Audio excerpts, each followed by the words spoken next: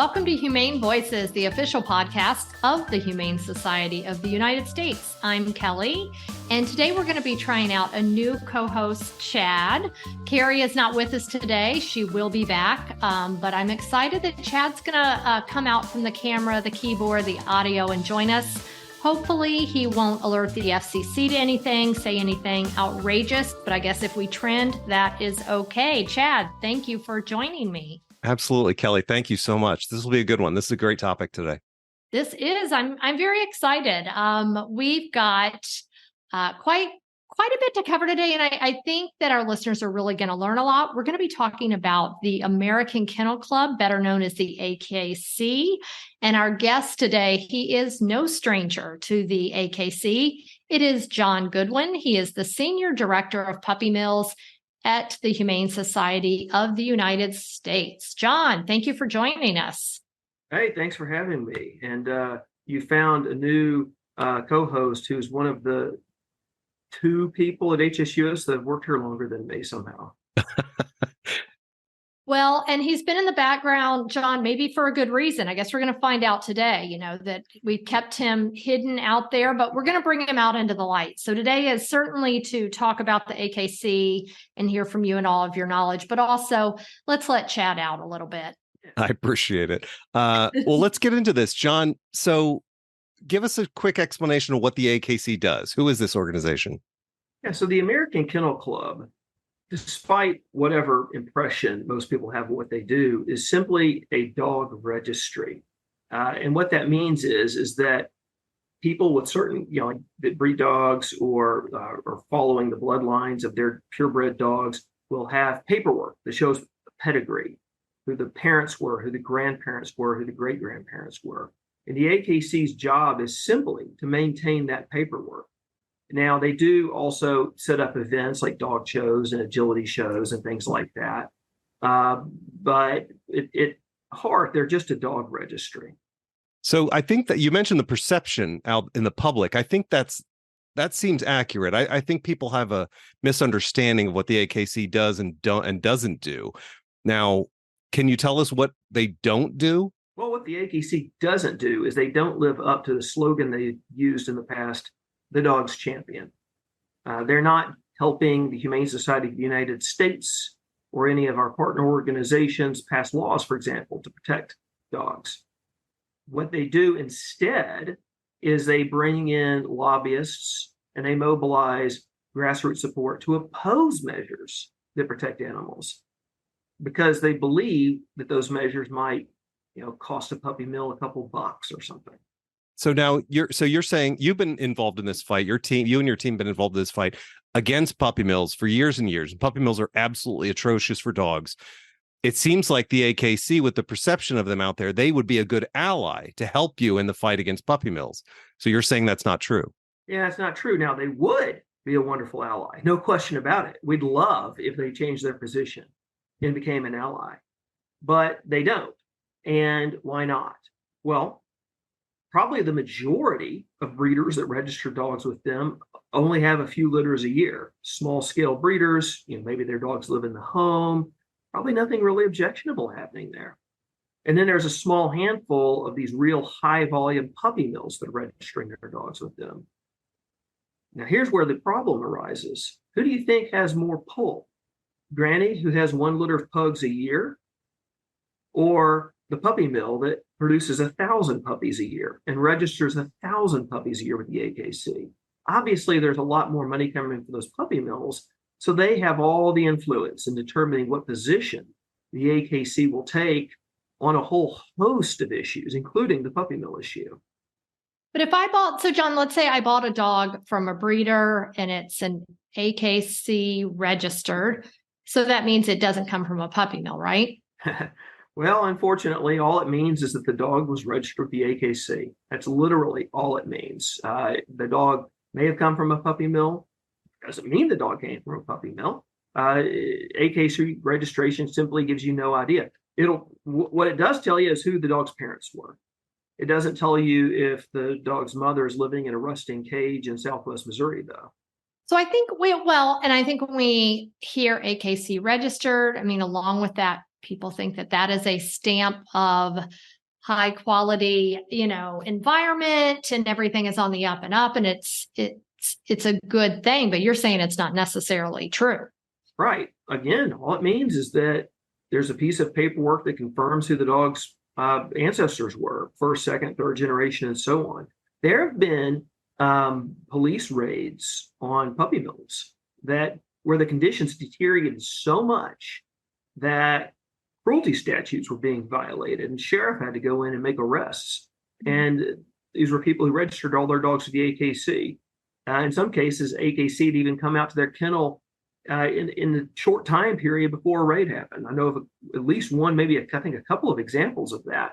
And presumably the AKC inspectors confirmed the paperwork was accurate, but didn't do anything about the conditions the dogs were in. So the AKC had been at a puppy mill, said everything looks good, guys, and then soon after the police come in and find atrocious conditions. Is that right? That has happened. That has absolutely happened.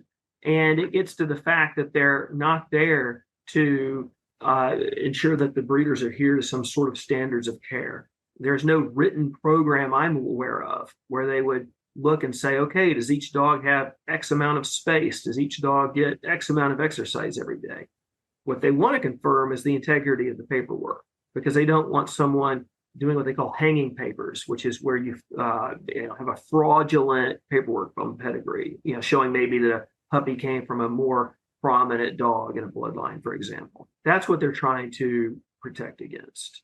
So do they just often the AKC? I mean, is it just a rubber stamp process? I mean, it's so they can register a breeder or dogs, but never really see them and just, yep, they're registered. If you're talking about the animal care side, I don't even know if it even gets up to the level of being rubber stamp.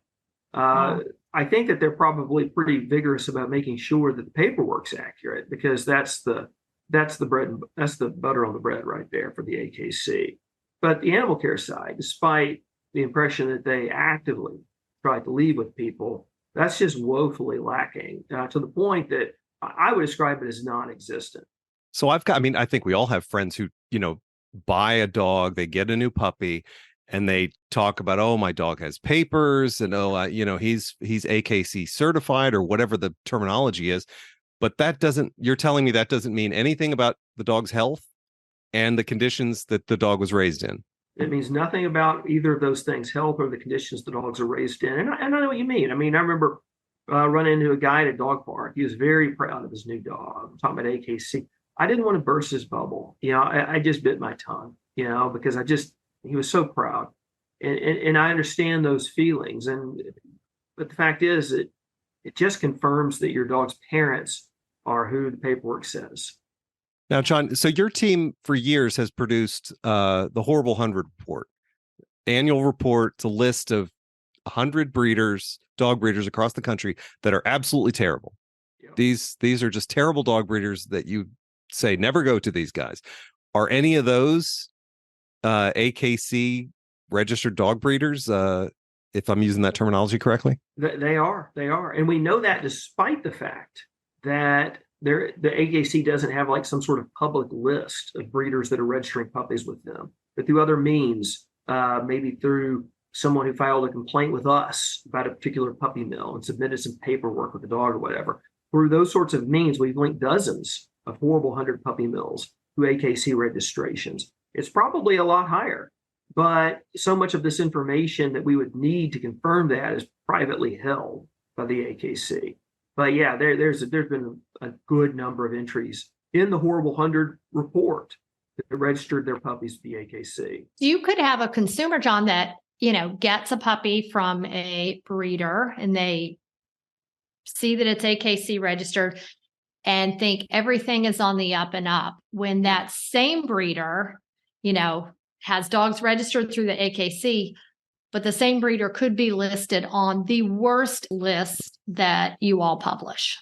Yeah, so the AKC's brand and reputation is often used by some pretty horrific puppy mills to boost their own credibility. That absolutely happens. And then you look at that slogan that they've used, "The Dog's Champion." And I respectfully submit the AKC needs to change that. I don't know if it's trademarked, if they have to submit some paperwork. They need to change it from the dog's champion to the puppy mill's champion, because that's who they're really championing. They're championing these puppy millers. And they don't seem to have any hesitation at all about letting these puppy mills coast on the AKC's brand and reputation, which is a remarkably strong brand. And they do have a remarkably good reputation because most people don't know these things. What, John? So, I mean, it sounds like there's a little bit of the protecting our own being kind of the industry in general. What is the motivation from the AKC for that? I assume there is, as with all motivations for less than optimal things or nefarious things, there's financial incentive. I mean, what motivates them, I guess, on this? I think you hit the nail on the head there. There was a time about 30 years ago, or maybe even 20, a couple decades ago. I remember this being discussed when I first came to HSUS, where there was some discussion about, could we get the AKC to get on board with us on some federal legislation to at least improve the conditions these dogs are living in at the bare minimum. And the AKC did get some negative pushback from people in the puppy mill world. And in fact, I know of at least one alternative dog registry that's closely linked to puppy mills that was set up to kind of, put the pressure on the AKC to back off from engaging in any sort of work that would stop puppy mill cruelty. So they were afraid not that they would lose a lot of registrations and therefore a good bit of their revenue stream. Now they seem to take this position where they'll say, any protection is going to lead to no one being allowed to own a dog at all. They'll abolish pet ownership. And that's just completely silly. Completely silly. I personally wouldn't want to live in a world like that. Now, you mentioned, John, you mentioned the registrations. That's where the funding comes in. Can you talk a little bit about AKC's revenue? Where does that, is that 100% from the registration, individual dog registrations? Well, it's the core of, it's the nucleus of their revenue. Is the dog registrations. Now, that said, they have other revenue streams. The AKC sets up events all over the country every week, dog shows, agility shows, things like that.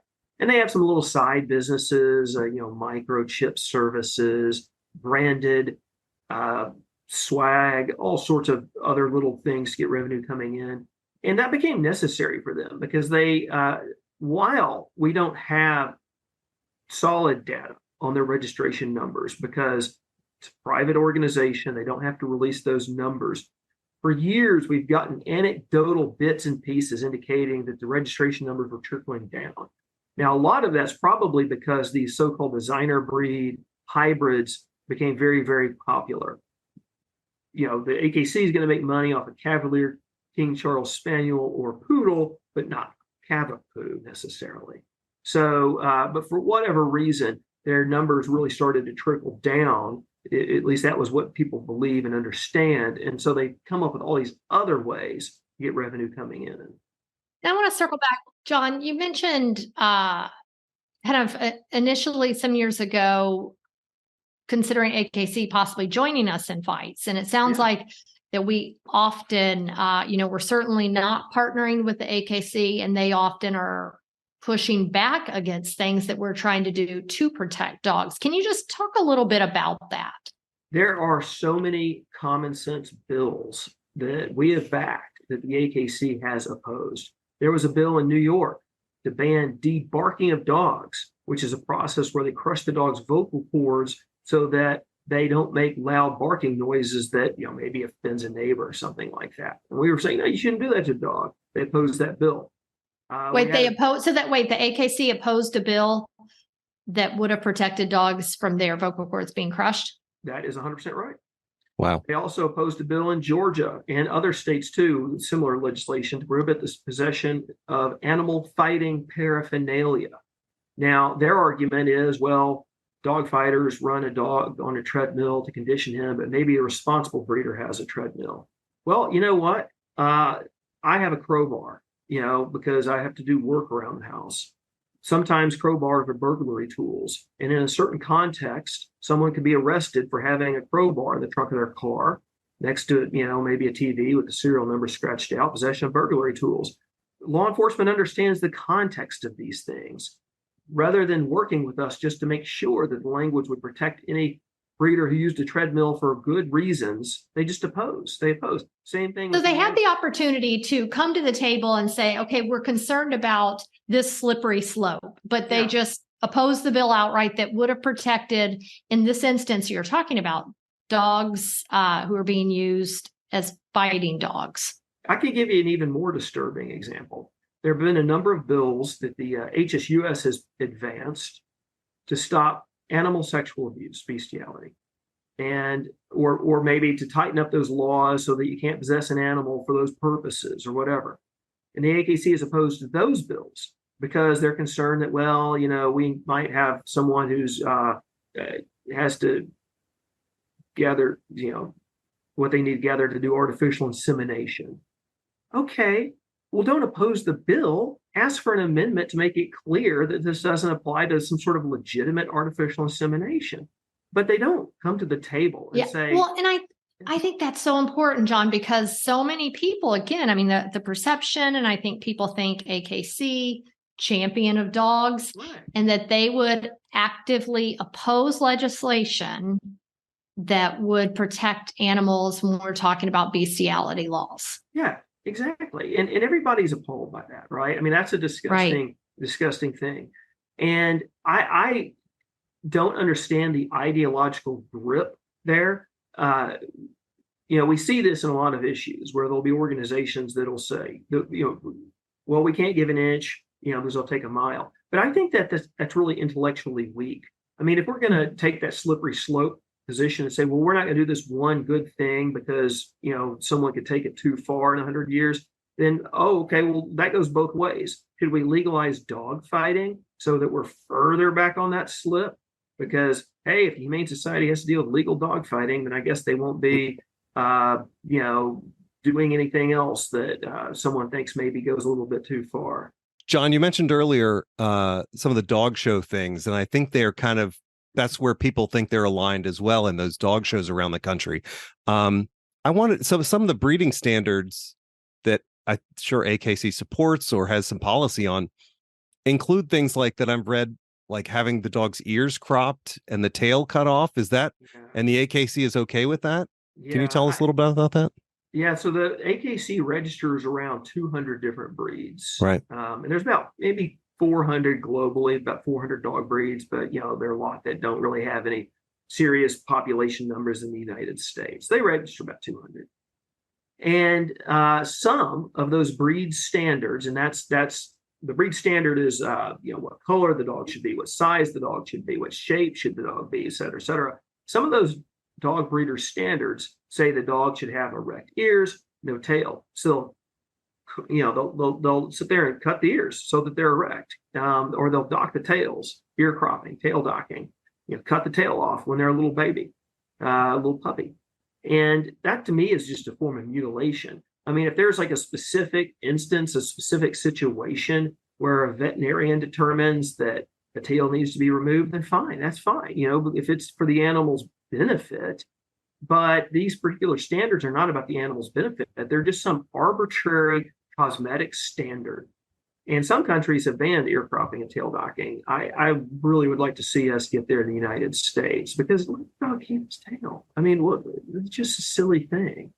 Well, and we're, the title of the episode is Can We Trust the AKC? And so I want to get I may have an idea of your thoughts on this, but I want to hear your thoughts on this, John, because I think listeners, again, are going to, I think, be maybe shocked, a little surprised by, this organization we think we're supposed to trust. And they're, not, they don't support some of the bestiality laws we want to pass, right, or some of the laws to protect animals or to make sure they're not mutilated, basically.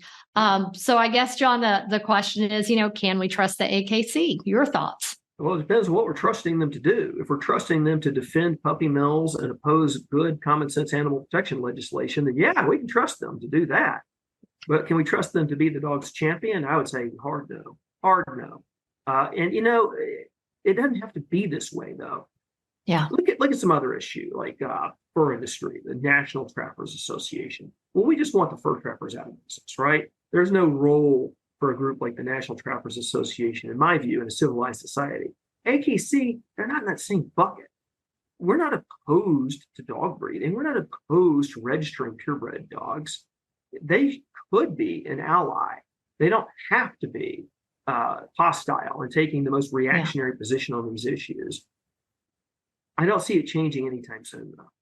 Yeah, it's tough when an organization kind of takes a we'll wait and see on the whole bestiality issue thing. Like that's Right. There's no gray area real there. Right. It's a little extreme, and I think that's a perfect example of the fact that there's ideology at play here rather than common sense or political tactics. Keep them busy with trying to ban bestiality, and then won't have time to do something that shuts down a puppy mill and costs us 1,000 registrations at $20 a pop. And that's I think that's really unfortunate, and I think that they're also missing the mark where the American people are at on this stuff too. I think they're really out of sync. Now, we haven't made any, real strong push to educate people about the AKC. We've put out some blogs and some content before, but we've been more focused on trying to stop the sale of puppies in pet stores, that kind of thing. But I don't know if the AKC is considered brand risk. There really is a brand risk there, and for them. Do they, John, does the AKC have a relationship with commercial pet stores? They do. In fact, I've gone into a number of Petland stores, which for any listeners that don't follow the puppy mill issue, that's the major national chain that still sells puppies, linked to puppy mills. And there's AKC signage up. Part of it is part of the sales pitch. Our puppy, who's very, very expensive at Petland, you can register at the AKC. But they've also claimed that the AKC comes in and does inspections in their store. Now, when you hear that, you think, oh, okay, so the AKC is going to go in there and make sure the puppies are in like clean enclosures and all that. No, we had an undercover investigator at a Petland store when an AKC person came in, and they didn't go through the puppy kennel and look at the puppies in the quarantine room who were sick or anything like that. Just like with the breeders, they were just confirming that the paperwork is accurate, because they want to make sure that they can sign all these people up for the registrations. It's not. So the AKC person went in to the Petland store to check the paperwork, not the dogs in said Petland store. Yeah, exactly. That's exactly right. You nailed it. So John, I think our listeners, and probably many of them, are thinking about getting a dog. And, what are some things that for folks that do want to get a dog, what are some things they should look for? Because the, AKC, the registered, we're learning from you is not what we maybe thought it was or what we've been told it was. So what should a family looking to get a dog, what should they do? Well, so there's 3 good places in our view to go get a puppy from, or a dog from: animal shelters, rescues, responsible breeders. Now that question kind of tends towards the responsible breeder side. So I don't think that the breeder registering with the AKC is a red flag. It's definitely not a sign of quality. There's no quality assurance there, but it's not a red flag either. So don't worry about that. We do have a checklist on our website at humanesociety.org/breeders for what to look for if you're seeking out a responsible breeder, because there are people out there who really want to get an 8-week-old puppy of a specific breed, and that's reality. So we need to help them find people who are not puppy mills. And it's a long checklist, but I'm going to summarize it in 3 points. Meet the breeder. Don't just order the puppy over the internet through a website. Meet the breeder. Meet the mother dog. So that way you can see what's her behavior like. Does she seem like she's kind of traumatized, scared to be out there meeting with people? Maybe she's been in a cage. Or is she like a real friendly, outgoing dog and well cared for? And then third, see where the dogs live. That sort of transparency is going to help you know if you're dealing with someone who's on the up and up. So meet the breeder, meet the mother dog, see where the dog lives. Great. Simple. That's easy enough. Yeah. John, thank you so much. Keep going with the fight against puppy mills. You're doing great work, and you've done it for years and years. So thank you so much. Thank you.